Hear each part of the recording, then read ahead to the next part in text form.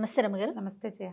రమ్మగారు, సాధారణంగా వంట చేసేటప్పుడు వంటింట్లో ఆడవాళ్ళు చేసే చిన్న చిన్న మిస్టేక్స్ ఉంటాయండి. వాటిని సరి చేసుకుంటే చాలా మంచిది కదా. ఎలాంటివి చేస్తుంటామండి, తెలిసి తెలియక, కావాలని కాదు, అన్ఎక్స్పెక్టెడ్గా బై మిస్టేక్ జరిగిపోతూ ఉంటాయి కొన్ని కొన్ని. అవి వేటిని మనం సరి చేసుకోవాలి? అలవాట్లలో పొరపాట్లు ఎస్. చిన్న చిన్నవి, కొన్ని ఆరోగ్యానికి చేటు, అవును. కొన్ని ఆరోగ్యానికి చేటుగా ఉంటాయి, కొన్ని ఏమో చూడ్డానికి బాగుండవు, కొన్ని శాస్త్రం ఒప్పుకొని పనులు. కరెక్ట్ అండి. ఎవరైనా చేసేదే. ఇప్పుడు స్నానం చేయకుండా వంట చేయకూడదు అనే సిద్ధాంతం ఒకటి ఉంది జయ.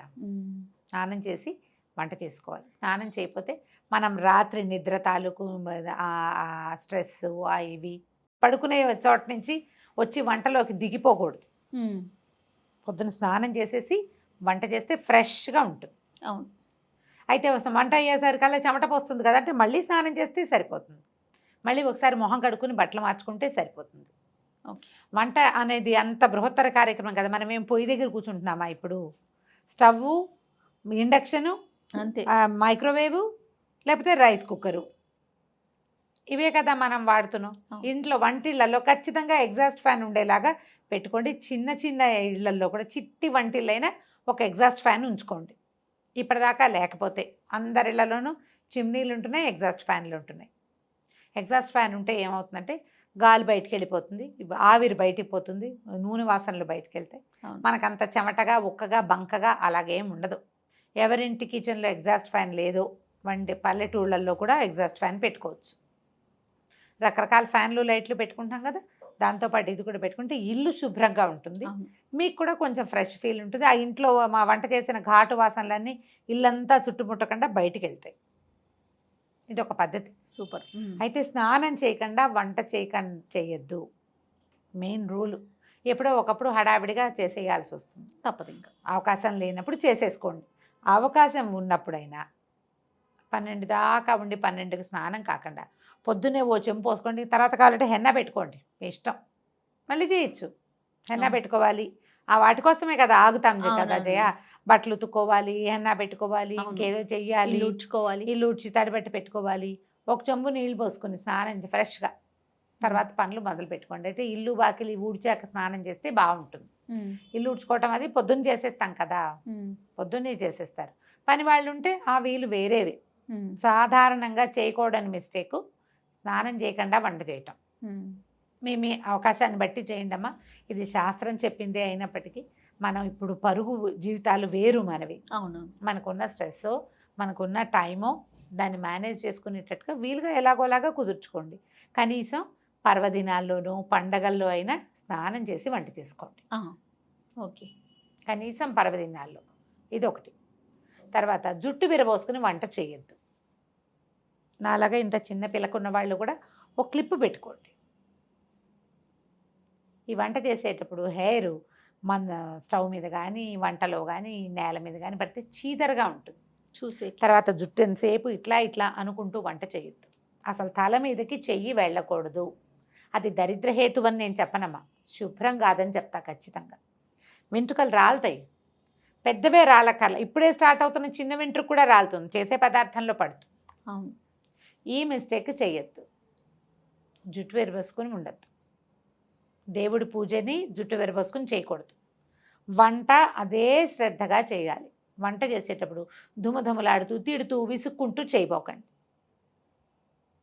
మీరెంత ప్రశాంతమైన ఆలోచనలతోటి వంట చేస్తారో, ఎంత తాపీగా, ఎంత టైం మేనేజ్మెంట్తో వంట చేస్తారో వంట అంత చక్కగా కుదురుతుంది. తినే వాళ్ళకి కూడా బాగుంటుంది, వాళ్ళ ఆరోగ్యానికి కూడా మంచిది. మన భర్త మన పిల్లలే తింటారు ఎక్కువగా. ఎప్పుడైనా గెస్ట్లు వస్తారు, ఎవరికైనా ఎక్స్ట్రా వండాల్సి వచ్చినప్పుడు విసుక్కోబోకండి. ఇవి చేయకూడదు, ఇవి చేయకూడదని చెప్తారు పెద్దలు చెప్పే మాటలు. అదేలేండి. విసుగ్గా వంట చేస్తే దాని ఎఫెక్ట్ దాని మీదకి వెళ్తుంది, వంట మీదకి. రుచి కుదిరినా కూడా మన మనసు అందులో లేదు. అవును కదా.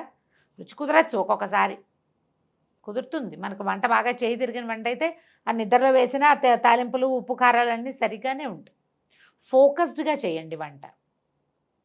వంటిల్లు శుభ్రంగా ఉంచుకోండి. తరచుగా ఉన్న వస్తువులు పప్పు, చింతపండు, మిరపకాయలు రవ్వలు పిండ్లు ఉంటే వాటిలలో ఏమైనా పురుగు పట్టిందేమో అబ్జర్వ్ చేసుకోండి. వంటింట్లోకి కొంచెం ఎండ గాలి వెలుతురు తగిలేలాగా ఉంచండి. ముందు దేవుడి గది ఎంత శ్రద్ధగా తుడుచుకుంటామో అట్లా శ్రద్ధగా వంటలు తుడవండి. రోజుకు 2 సార్లు తడిబట్ట పెట్టడం మంచిది. వంటింట్లో కాస్త నీళ్ళు చల్లి తుడుచుకున్నా సరే అంతే. స్టవ్ తొడవకుండా గట్టు తొడవకుండా రోజువారీ వంట చెయ్యొద్దు. పొద్దునే కుదరలేదు 9 గంటలకైనా సరే, 9ంటికి కుదరలేదు మధ్యాహ్నం అయినా సరే, మధ్యాహ్నం కుదరలేదు రాత్రి అయినా సరే ఖచ్చితంగా కిచెన్ గట్లు అవి తుడుచుకోండి. ఆ గట్టు తుడిచేటువంటి క్లాతుల్ని రెగ్యులర్గా మార్చేసేయండి. దాంట్లో చాలా జర్మ్స్ ఉంటాయి. సింక్ క్లీన్గా ఉంచుకోండి. డస్ట్బిన్ ఎప్పుడు సింక్ కింద ఉంచొద్దు. కిచెన్లో ఉంచుకోవద్దు, బయట ఉంచుకోండి, బాల్కనీలో ఉంచుకోండి. ఓ కవర్ పెట్టుకుని చెత్త అంతా అందులో వేయటం, ఇది పట్టుకెళ్ళి అందులో పడేసుకోవటం, అట్లా ప్లాన్ చేయండి. కానీ మురిగ్గా శుభ్రంగా లేని డస్ట్బిన్స్ని వాటిని చీపురుని వంటింట్లో ఉంచకండి. చీపురు కూడా వంటింట్లో పెట్టద్దు, వంటింటికి బయట ఉండాలి అది. ఇవన్నీ మనకు ఆరోగ్యానికి ఆటే మంచిది కాదు. ఇంట్లో ఏమైనా బొద్దింకలు అవి ఉన్నాయా అబ్జర్వ్ చేసుకోండి. బొద్దింకలు ఉంటే వంటలో పడే అవకాశం ఉంది. మూతలు పెట్టకుండా ఏవి ఉంచద్దు. ఆయిల్ క్యాన్కి మూత, పాల మీద మూత, పెరుగుకి మూత, అన్నం పప్పు కూర చారు అన్నిటికీ మూతలు, లేదా 2 గిన్నెలు ఒకదాని మీద ఒకటి పెట్టి పై గిన్నె మీద మూత. ప్యాకెట్లు అవి ఓపెన్ చేసి వదిలిపెట్టద్దు. ఇప్పుడు మనకి క్లిప్స్ వచ్చినాయి, అవును, ఈ క్లిప్ పెట్టేస్తే సరిపోతుంది. లేదా ఈ కవర్ని ఇట్లా ఫ్లాప్ చేసి మన వెనక్కి తిప్పేసేస్తే కనుక ఇంకా చక్కగా క్లోజ్డ్గా ఉంటుంది. దానివల్ల పిండి అవి పాడైపోకుండా ఉంటాయి. డబ్బాలు ఉంటే చక్కగా డబ్బాల్లో పోసి పెట్టుకోండి. ఎప్పటికప్పుడు కిచెన్ని మిగిలిన ఇల్లు కంటే కూడా వంటింటి శుభ్రతకి ఎక్కువ ప్రాధాన్యత ఇవ్వండి. మీరు వంట ఇల్లు ఎంత శుభ్రంగా ఉంచుకుంటే అంత మీ జీవితం ఆరోగ్యవంతంగా ఉంటుంది. తర్వాత కిచెన్ సింకుల్లో రిపేర్లు ఉంటే, నీళ్లు కింద కారిపోతుంటే ఇమీడియట్గా ప్లంబర్ని పిలిచి ఆ పని చేయించేసుకోండి. జ్ఞాపకం పెట్టుకోండి, మనం వేస్ట్ చేసే బొట్టు నీళ్లు మన డబ్బు అట్లా వృధా అవుతుంది. కిచెన్లో ఎప్పుడు తడిగా చెమ్మగా ఉంటే ఫంగస్ ఫామ్ అవుతుంది. ఎప్పుడు శుభ్రంగా ఉంచుకోవాలి, డ్రైగా ఉండాలి కిచెన్. వంటిల్లు ఎప్పుడు డ్రైగానే ఉండాలి. శుభ్రంగా ఉంచుకోండి. దాన్ని శుభ్రంగా ఉంచితే ఇక మీరు ఏ తప్పులు చేయరు. ఇవే మనం చేసే పొరపాట్లు చేయాలి. దైనందిన జీవితంలో మనం ఈ పొరపాట్లే చేస్తాం. నూనె వేస్తామా, నూనె చేత్తో డబ్బాలు ముట్టుకుంటూ ఉంటాం. అందుకని ప్రతి నెల డబ్బాలన్నీ శుభ్రంగా తోమించుకుని పెట్టుకోవటం. ఓ పదార్థం అయిపోయింది, దాన్ని తోమి ఎండని వెళ్ళబెట్టుకుని ఇక శుభ్రంగా తుడుచుకుని మళ్ళీ ఫ్రెష్ వస్తువు పోసుకోండి. ఆ 1 కేజీన్నర 2 కిలోల కందిపప్పు అయిపోయాక అదే డబ్బాలో మళ్ళీ కందిపప్పు పోయొద్దు. ఏదైనా పురుగు పట్టే అవకాశం పాత కందిపప్పు వల్ల ఉంటుంది. అయిపోగానే డబ్బా కడుక్కోవాలి. మొత్తం అన్నీ ఒకేసారి అయిపోవు కదా, కొంచెం ముందు వెనకగా అవుతాయి. డబ్బా అయిపోతే శుభ్రంగా కడిగేసుకోవటము, దాంట్లో చేయటం. ఎప్పటి డబ్బా అప్పుడు. ప్లాస్టిక్ వాడకాన్ని తగ్గించండి కిచెన్లో. చేయగలమా?